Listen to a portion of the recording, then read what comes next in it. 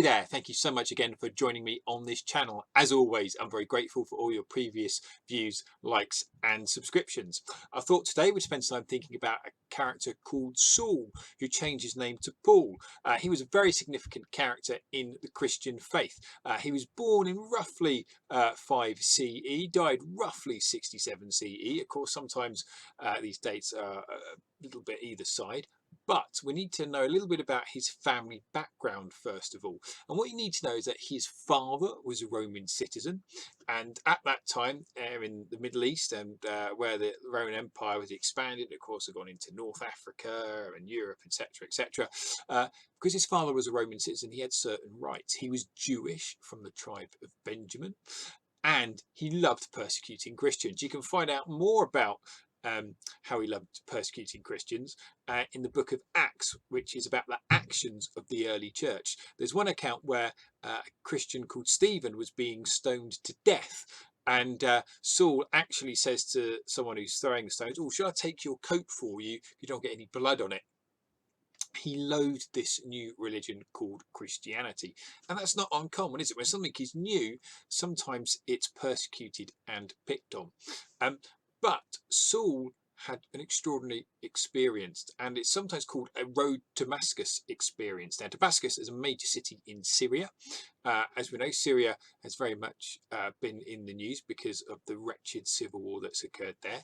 But when Saul was traveling to Damascus, he was basically going to go and persecute some more Christians. And by the way, persecuting as in putting to death men, women and children.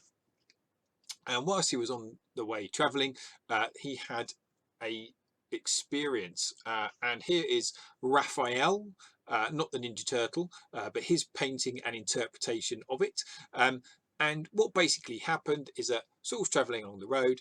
Jesus appears to him and says, "Saul, Saul, why do you persecute me?" Saul is then blinded for 3 days and can only see thanks to a Christian called Ananias, who helped him, effectively healed him. And then after that, Saul changes his name to Paul and becomes one of the biggest figures in the early Christian world and helps to establish the early church.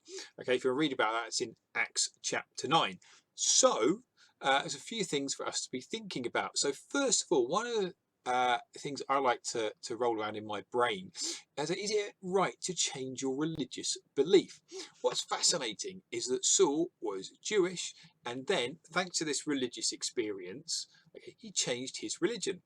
Now you may have an issue with that, you might not, or maybe it's something you've never actually thought about. But imagine how we might feel or respond if someone changed their allegiance from one sports team to another, or from only liking Marvel films to liking DC films, or all of a sudden saying, yes, pineapple is acceptable on pizza, to going, no, pineapple is not acceptable on pizza. We might think that's quite strange to change a belief, something that's so deeply held.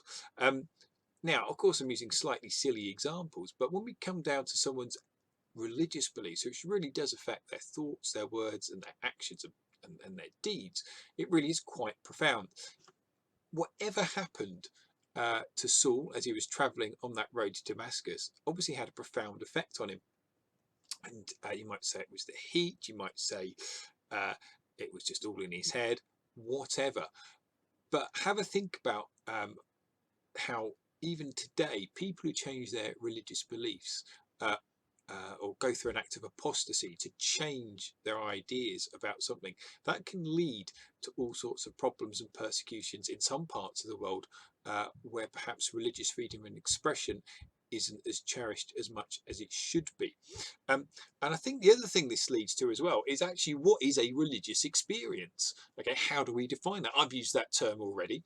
Well, there's a fantastic guy called Rudolf Otto, okay, who wrote a book called The Idea of the Holy in 1923. And what he did, he said, well, religious experiences from his viewpoint has 3 particular characteristics, okay, and this goes across all religions. So just talking about the Christian faith, but all religions. And the first thing he said is that there's this sense of awe or a wonderful word, the numinous. Sorry, I just realised that's really lame. That should be yellow text. I do apologise. Another of my bumbling mistakes. But this idea that just a sense of wow. So you get this wonderful photography here of a lightning bolt, and it seems almost magical that you're able to capture that. But this sense of, oh my word, this is extraordinary. And certainly if you look at Saul, where he was blinded by the light, as it were, you can see there was that kind of sense of awe. I think the next thing as well is this sense of fascination. This photograph is by Kurt Jones, okay, and if you want to find out more about it, I'm not going to tell you the context, you'll need to safely Google that yourself. But a sense of fascination, Otto argues, is what happens when there is a religious experience, a sense of, what's happening, what's going on, and certainly for us, as looking and thinking about that account, there's a sense of, well, what was actually happening to Saul? Why did he go through this process? Why was this experience? And I think one of the things as well is how he doesn't come to the faith of being a Christian through a thought process or a slow realization. Jesus literally challenges him. And at this point, Jesus had, of course, ascended into heaven according to Christian tradition. So I find that really interesting about, is Saul's free will somehow overridden? Did he not have a choice of free will because they was directly challenged by this divine presence? I think that's really fascinating. And so I think that's the second thing that Rudolf Otto wrote about. And the third thing is the sense of the eternal, the sense of just how cosmic and how small we are. I don't know if you've ever played that game where you just think about where you're sitting, and you think about the room that you're in, and then you think about the room that's where it's in the building, and then in your mind's eye you keep putting back to where that building is, and then to its place in maybe in the town, and then going back to looking at it from above in a larger area to the your continent, and then maybe to the earth and to the galaxy, just sort of pulling further and further back, this huge sense of the eternal. And certainly that seemed to have an effect on Saul, where obviously he changed his faith. So I think that's interesting as well, that Otto defines a religious experience as having this.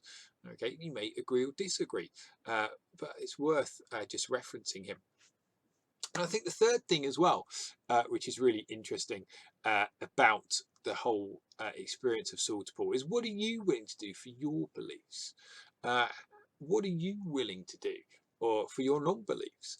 One of the things about Saul is that after he converted to Christianity, he himself was persecuted, and he was locked up in prison on more than one occasion. He was involved in shipwrecks.